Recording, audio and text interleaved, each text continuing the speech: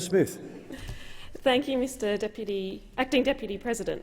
It's just been incredible to hear so many stories and contributions from the girls who have participated. It's been an absolute joy for this chamber to be filled with the voices of young girls and young women, and I'm very pleased to participate and join in the debate.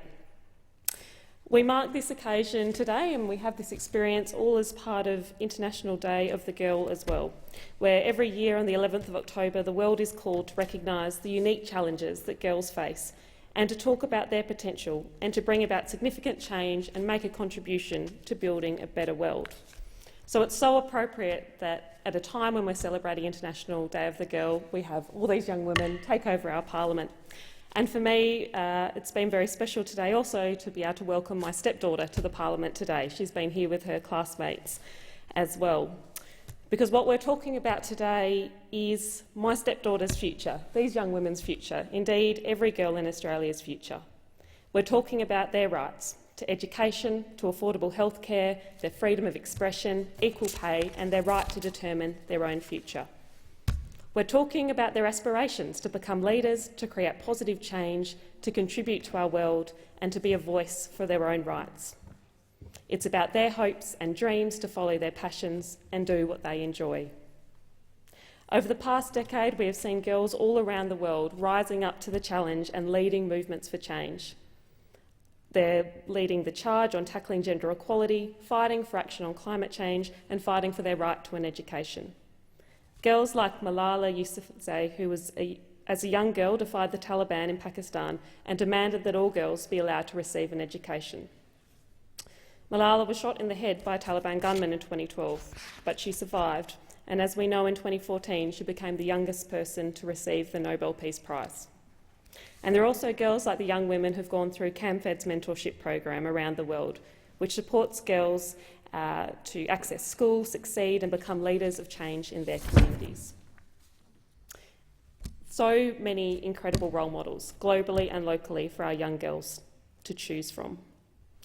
But unfortunately we know that even whilst there are all these amazing role models for young girls, a lot of girls in Australia still don't feel entirely empowered to advocate for the future that they want to see in our world.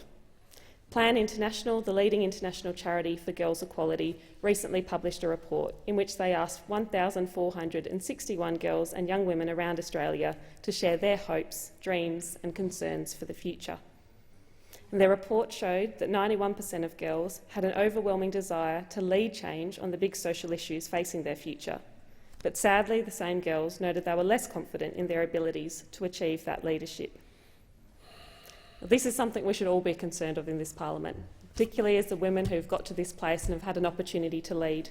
We need to make sure that we're empowering the young women who come along next to feel that confidence and that capacity to deliver change. And I hope that some of you young women who are here today really feel that and feel confident in your ability to change our country as well.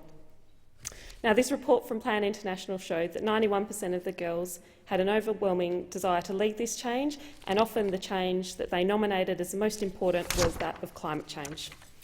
And they are right to be concerned about this, because we know climate change is real, its impacts have the potential to hit the poor and the young hardest, and its effects will be irreversible. It is not, as the Prime Minister has said, a matter of needless anxiety among young people.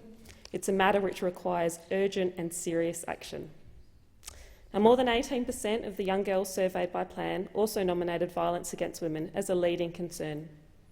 Here in Australia, 1 woman a week is murdered by a current or former partner, and 1 in 6 women experience abuse before the age of 15.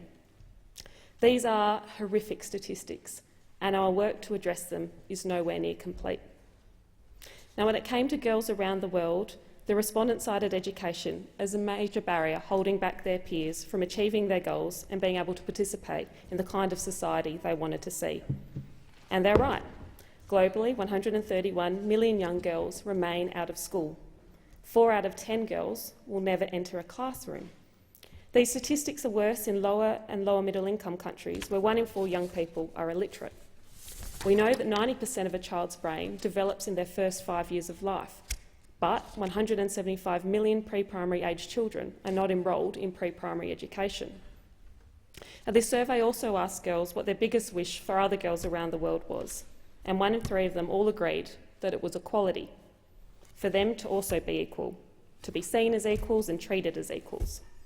And if you ask me, it seems like a pretty fair and reasonable wish. But the reality is our girls don't see fairness in their future, and it's not hard to understand why.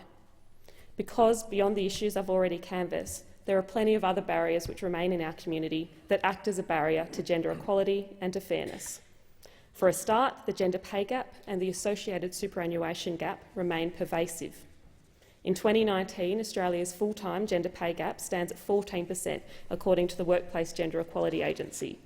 In industries such as finance and insurance services, the gap soars to 24.4%.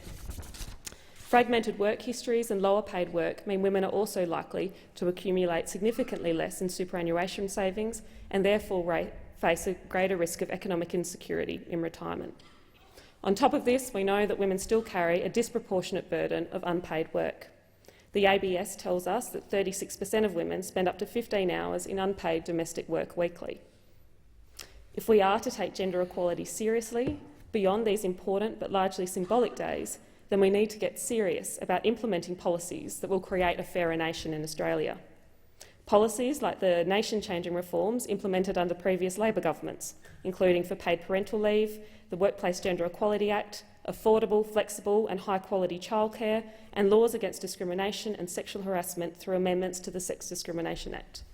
These are the types of policy endeavours we should be pursuing, not as some of the other senators who came in before focused on, which was shaming women from political parties who have quotas and trying to put allegations that means there's no merit on this side, just ridiculous things to hear in a debate about girls and young women and their future in Parliament. Policies like this, big reforms, nation-changing reforms, and I can't think of a better time to start putting women and girls and their future at the centre of policy than International Day of the Girl. Thank you. Thank you, Senator Smith. Senator Seward.